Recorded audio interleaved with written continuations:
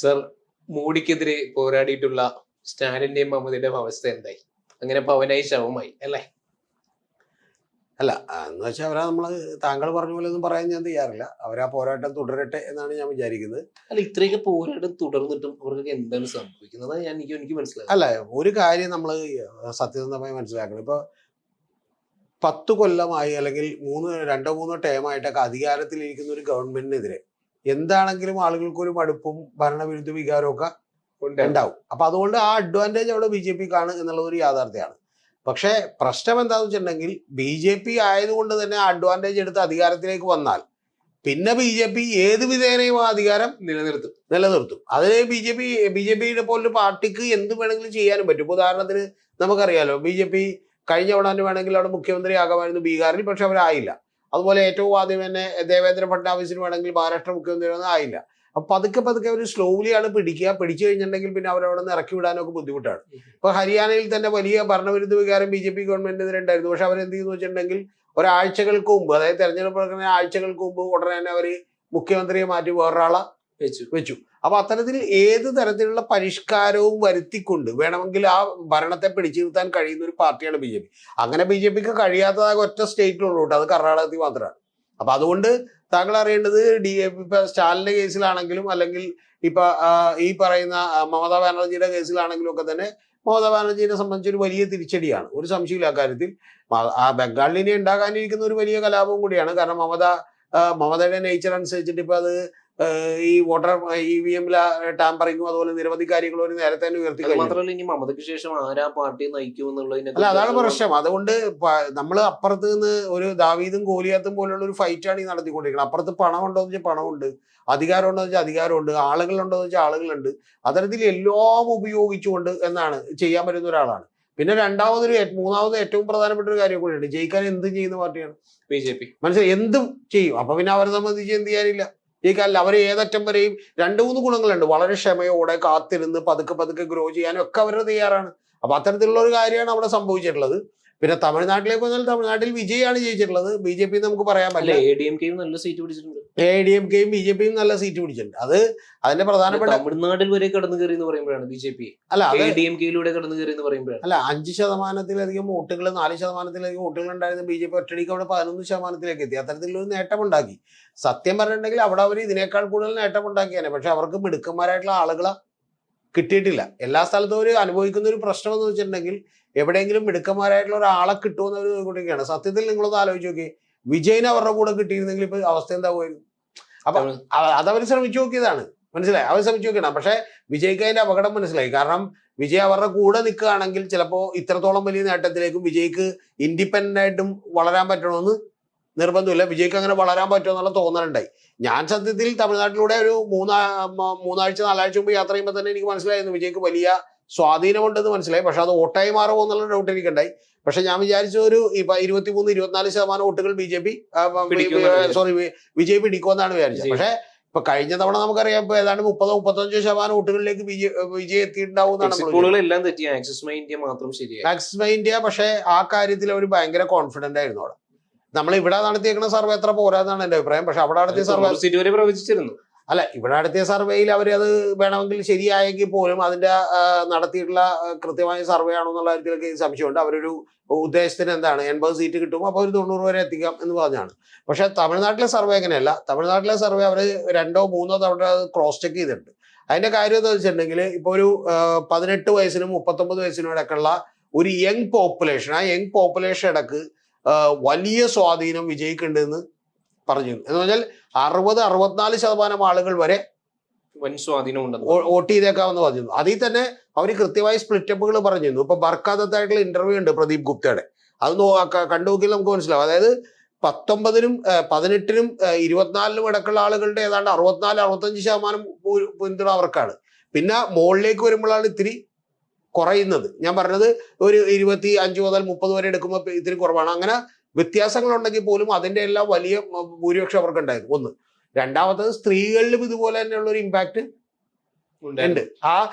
ഈ young generation ഒരു impact എന്ന് പറയുന്നത് ഇപ്പൊ കഴിഞ്ഞ ദിവസം ഇരുന്ന് വേറൊരാള് പറയുന്നുണ്ട്. ഇപ്പൊ പറയുന്ന വളരെ പ്രശസ്തനായിട്ടുള്ള മാധ്യമപ്രവർത്തകൻ ഇരുന്ന് ഒരു നാഷണൽ ന്യൂസ് ചാനലിൽ പറയുന്നുണ്ട്. അതായത് 7ാം ക്ലാസ്സിൽ പഠിക്കുന്ന ഒരു കുട്ടി, ആ കുട്ടി വിളിച്ച് അമ്മയോട് പറഞ്ഞു, അമ്മ ഇത്തവണ വിജയ്ക്ക് വോട്ട് ചെയ്യണം എന്ന് പറഞ്ഞിട്ടാണ് അവര് വോട്ട് ചെയ്യാൻ വേണ്ടി മാത്രം കിലോമീറ്റർ യാത്ര ചെയ്തിട്ട് പോയി വോട്ട് ചെയ്യുന്നത്.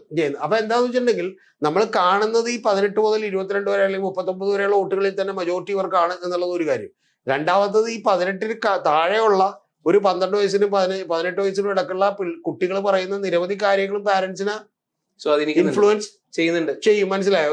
കാരണം വിജയല്ലേ വോട്ട് ചെയ്യണം എന്ന് പറയുമ്പോൾ അവരും ഒക്കെ എന്നാ പിന്നെ ഒരു വോട്ടല്ലേ, ഈ വോട്ടിനൊന്നും വലിയ സീരിയസ് ആയിട്ടോ രാഷ്ട്രീയമായിട്ടൊന്നും കാണാത്തൊരു അമ്മ വിചാരിക്കും എന്ത് വോട്ട് ചെയ്തേക്കാന്ന് വിചാരിക്കും. കാരണം മോനോടുള്ള ഇഷ്ടമല്ല, മോൻ ഇഷ്ടപ്പെട്ടത് ആരെല്ലാം ജയിക്കട്ടെ, ഇത് വോട്ട് ചെയ്തേക്കാന്നിരിക്കും. അപ്പൊ അത്തരത്തില് ഇതുപോലെ തന്നെ ഞാൻ പറഞ്ഞത് ഇനി അടുത്തൊരു സെഗ്മെന്റ് കൂടി ഉണ്ട്. ഈ 18, 24, 25 വയസ്സിനിടക്ക് ജോലി ചെയ്യുന്ന വിദേശത്തുള്ള YT കമ്പനികളിലൊക്കെ ജോലി ചെയ്യുന്ന 30 വയസ്സുള്ള ആളുകളൊക്കെ തന്നെ അവരുടെ അച്ഛനും അമ്മയെ കൊണ്ട് മാറ്റി വോട്ടിപ്പിച്ചിട്ടുണ്ട്. വിജയ്ക്ക് നിങ്ങൾ വോട്ട് ചെയ്യണം. ഈ കേരളത്തിൽ ഇന്ത്യയിൽ ഒരു മാറ്റം വേണ്ട. കാരണം ഇത് അഴിമതിയാണ്. ഞാൻ നേരത്തെ പറഞ്ഞിട്ടുണ്ട്, ഇത് വലിയ അഴിമതിയാണ്. പക്ഷെ അഴിമതിയോടൊപ്പം തന്നെ അവർക്ക് വലിയ പാർട്ടി സ്ട്രക്ചർ ഉണ്ട്. ആ സ്ട്രക്ചർ വെച്ചിട്ടാണ് ഇപ്പോഴും സ്റ്റാലിൻ പിടിച്ച് നിൽക്കുന്നത്. അപ്പൊ അതുകൊണ്ട് ഈ അഴിമതിക്കെതിരെ വിജയ് വലിയ ആളായി മാറുന്നു എന്ന് പറയുന്ന ഒരു കാര്യമുണ്ട്. പക്ഷെ അപ്പോഴും എന്റെ സംശയം എന്താ വെച്ചാൽ ഈ നമ്മുടെ ഇവിടെയൊക്കെ ഇപ്പൊ കേരളത്തിലൊക്കെ ആണെങ്കിൽ ഒരു പൊതുജന വികാരം വലിയ തോതിൽ ഉണ്ടാവും. പക്ഷെ ആ ഉണ്ടാവുമെങ്കിൽ പോലും നമ്മൾ തലേ ദിവസം രാത്രി കൊണ്ട് സ്ലിപ്പ് കൊടുക്കുകയും ആളുകളോട് വോട്ട് അഭ്യർത്ഥിക്കുകയും കൃത്യമായി നോട്ടീസ് കൊടുക്കുകയും ചെയ്താലേ ആളുകൾ വോട്ട് ചെയ്യുള്ളൂ. തമിഴ്നാട്ടിൽ അങ്ങനെയാണോ നിർബന്ധമില്ല കേട്ടോ.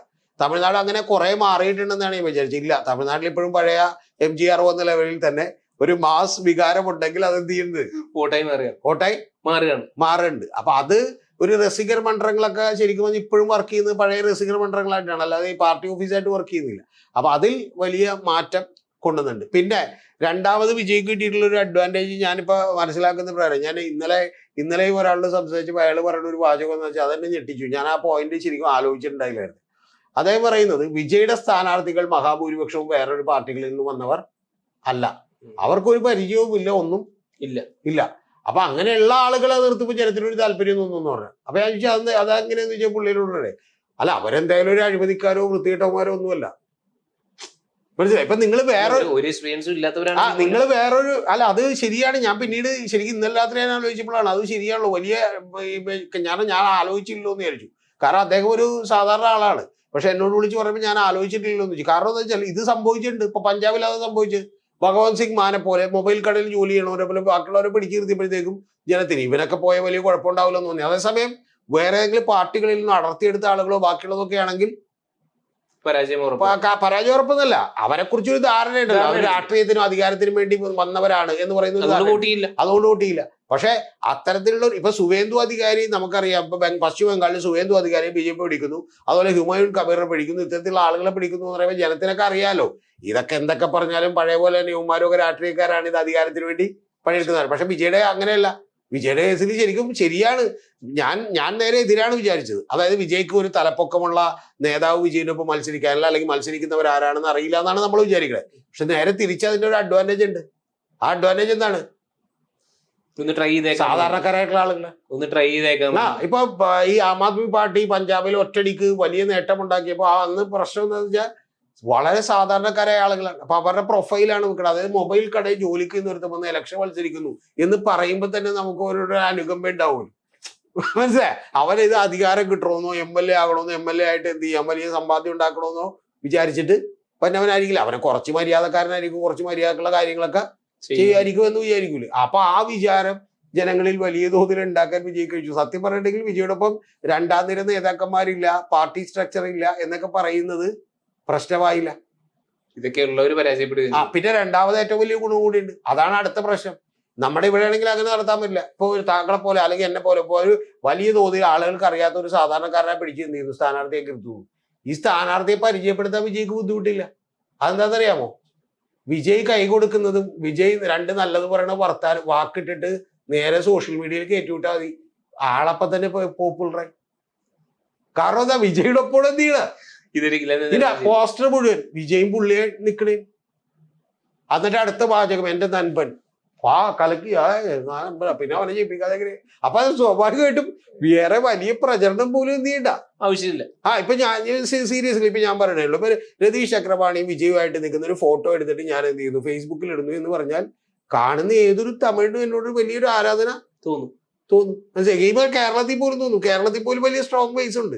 ഇപ്പൊ കേരളത്തിൽ വിജയുടെ പടമൊക്കെ മറ്റേ ഈ പുള്ളി 6 കോടി രൂപക്ക് ഇവിടെ ഡിസ്ട്രിബ്യൂഷൻ എടുത്തിട്ട് വലിയ തരംഗമായിരുന്നു. ലിസ്റ്റ് ചീഫിനൊക്കെ എടുത്തിട്ട്, മാജിക് ഫ്രെയിംസ് ഒക്കെ എടുത്തിട്ട്. അപ്പൊ അത്തരത്തിലുള്ളൊരു ഇവിടെ പോലും ഞാൻ പറയാം, ഇപ്പൊ ഞാൻ എന്റെ ഫേസ്ബുക്കിൽ വിജയായിട്ട് എടുക്കുന്ന ഒരു ഫോട്ടോ ഇട്ടിട്ടുണ്ടെങ്കിൽ സ്വാഭാവികമായിട്ടും കാണുന്ന ആരും ഇവനാരാ എന്ന് ചിന്തിക്കും. മനസ്സിലായി? അപ്പൊ അതുപോലെ തന്നെ അവിടെ ഈ പോസ്റ്ററാണ്, അതായത് വിജയുടെ പോസ്റ്റർ ആരും നോക്കാതിരിക്കില്ല. അപ്പൊ പോസ്റ്റർ എടുത്ത് ഒട്ടിച്ച് വെച്ചിട്ടുണ്ട്. അപ്പൊ ബാക്കി ആർക്കും അഡ്വാൻറ്റേജ് ഇല്ല. കാരണം ബാക്കിയൊക്കെ സ്റ്റാലിനൊപ്പം നിൽക്കുന്ന ബാക്കിയുള്ള അതൊക്കെ കണ്ട ആളുകൾ അടുത്താണ്. ആ സമയം ഇതെന്ത് ചെയ്യുന്നു? ഞാൻ നേരെ തിരിച്ച വിചാരിച്ച അതേ ഞാൻ നമ്മളോട് പറയുന്നത്. ഞാനിപ്പോ ഇന്നലെ ഡീറ്റെയിൽ ആയിട്ട്, ഇപ്പൊ ഇന്ന് തെരഞ്ഞെടുപ്പ് വരുമ്പോൾ ഇങ്ങനെയാകുമ്പോൾ നമുക്കറിയില്ല, പക്ഷെ ഞാൻ ഈ ആക്സിസ് മൈൻഡിയുടെ സർവേയും അതിന്റെ ഡീറ്റെയിൽസും ഒക്കെ പരിശോധിച്ചപ്പോൾ കേരളത്തിൽ അവരെടുത്തതിനേക്കാൾ അവർ അധികം ഗംഭീരമായിട്ട് ആ സർവേ തമിഴ്നാട്ടിൽ എടുത്തിട്ടുണ്ട്.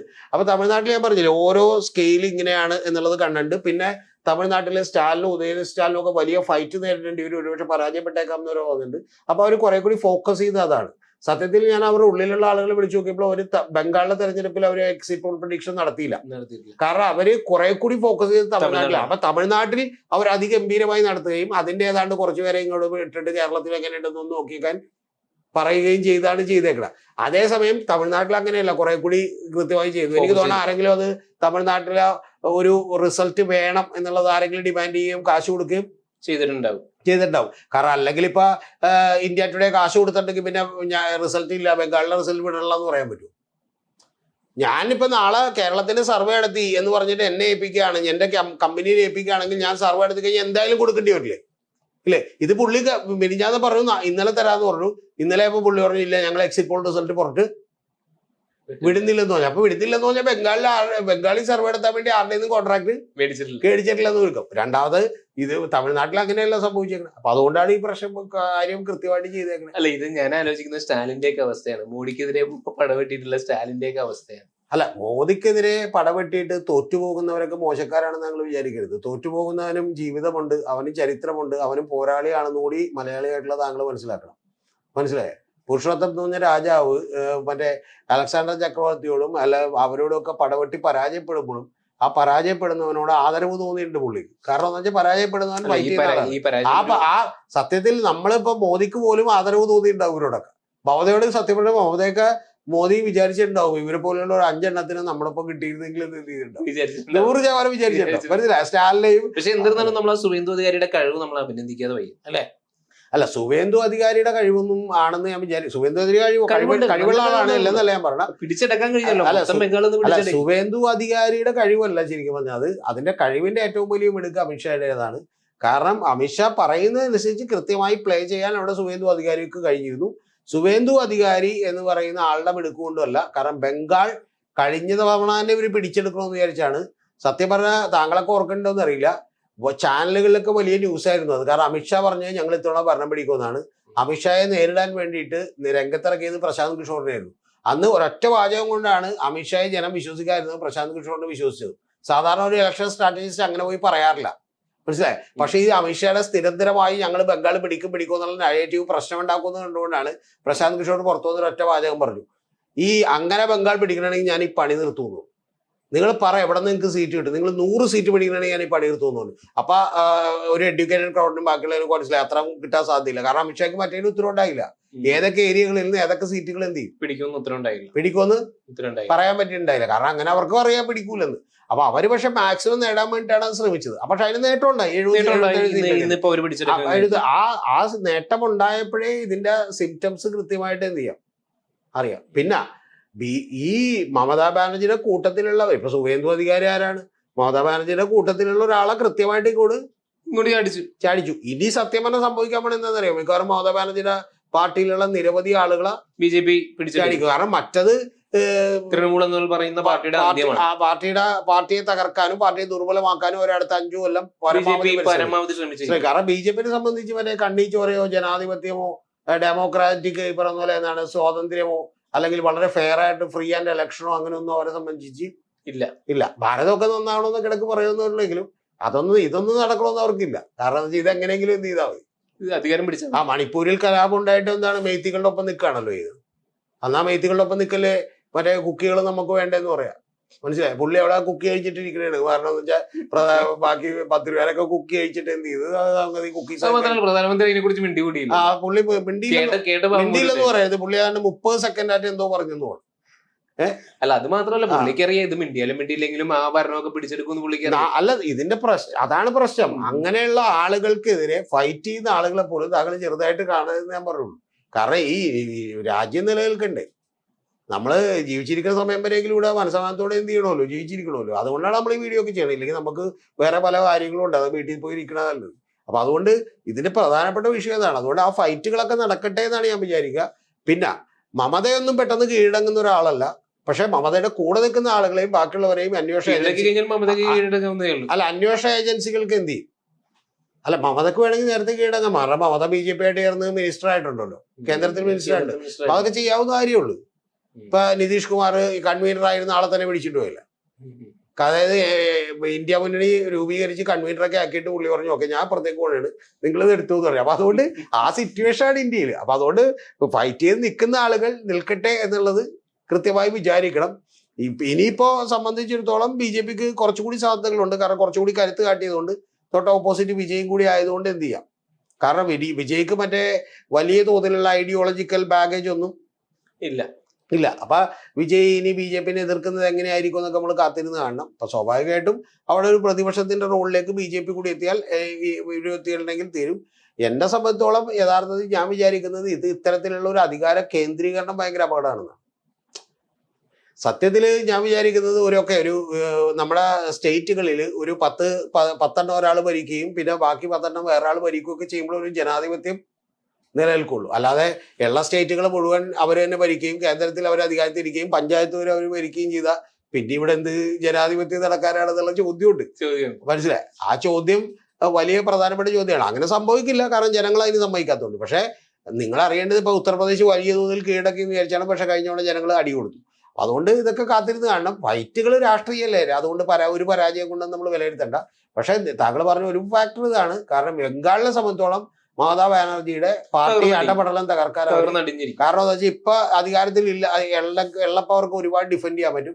അധികാരത്തിൽ തങ്ങളുടെ പുറത്തേക്ക് ഇറങ്ങി കഴിഞ്ഞാൽ ഇപ്പൊ മന്ത്രിമാരെ എല്ലാവരെയും അന്വേഷണ ഉദ്യോഗസ്ഥന്മാരെ ഏജൻസികൾ വന്ന് ചോദ്യം ചെയ്യും. കാരണം ആവശ്യത്തിൽ കൂടുതൽ മറ്റേ പ്രശ്നങ്ങൾ അവർ തന്നെ ഉണ്ടാക്കി വെച്ചിട്ടുണ്ട്.